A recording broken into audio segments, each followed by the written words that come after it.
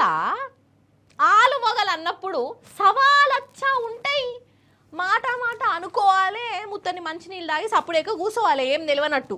కోపం తగ్గినాక అవతల పడాలి గంతే గాని ఎంతసేపు కీసులాడుకుంటే ఏందన్నట్టు.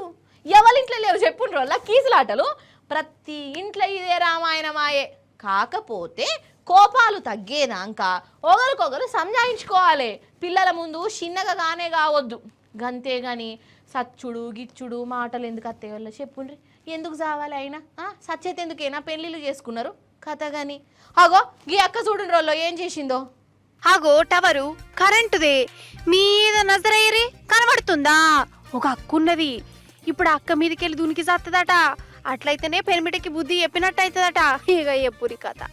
అయితే ఆలు మగల నడవ పంచాదైందోలా. మాట మాట అనుకున్నారు. సరే జదిసే పొరుకునే గాడు కొరుకొని మళ్ళీ కలిసిపోవాలన్నా అద్దా. 24 గంటలు గిదేలులట. ఇక ఇంటామకు బీపీ లేచింది. పెనిమిటి కన్నా సావత్తలేదు, నేనన్న సత్తా అనుకుంటాగో కరెంట్ టవర్ ఎక్కింది. ఊరోళ్ళు చెప్పినా పట్టించుకోలే. పోలీసు వాళ్ళు వచ్చిర్రు, వాళ్ళ మాట కూడా ఇనుడే లేదు. ఇక లాస్ట్ కు యోగి పోలీస్ అన్నది ఆయన చేసిండు. కిందిన పోలీసులు ఆమెను మాటలలో పెడితే ఈ పోలీస్ అన్ననేమో మెల్లమెల్లగా టవర్ ఎక్కిండు ఆమెకు కానకుండా. ఇక దగ్గరికి పోయి బుజర్గిచ్చిండు. గద్మ పట్టుకున్నాడు. కాలు మొక్కుతా కిందికి దిగు అన్నాడు. ఇక ఆలు మగలంటే ఏంటిది, వాళ్ళు ఎట్లుండాలి ఏంది కథ అని జరిసేపు క్లాస్ కూడా ఇచ్చిండట. ఇక లాస్ట్ కు అమ్మగారి మనసు కరిగింది. కిందికి దిగుతా పాటు, కానీ నువ్వు నన్ను తాగకుండా కిందికి దించాలని షరతు పెట్టిందట.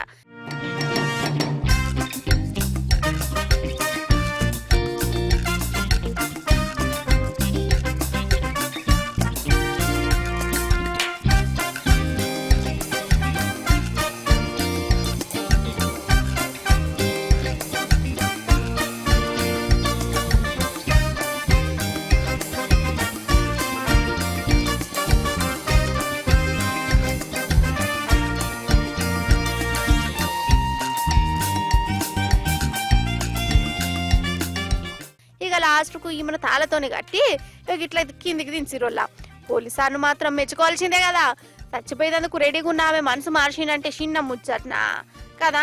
ఆయన ఉత్తదానికి పచ్చదానికి సత్తా సంపుతా అనుకున్నాడేందోల్లా. ఆలు మగలన్నప్పుడు లొల్లులుండే ఆ జవడాలు రావా.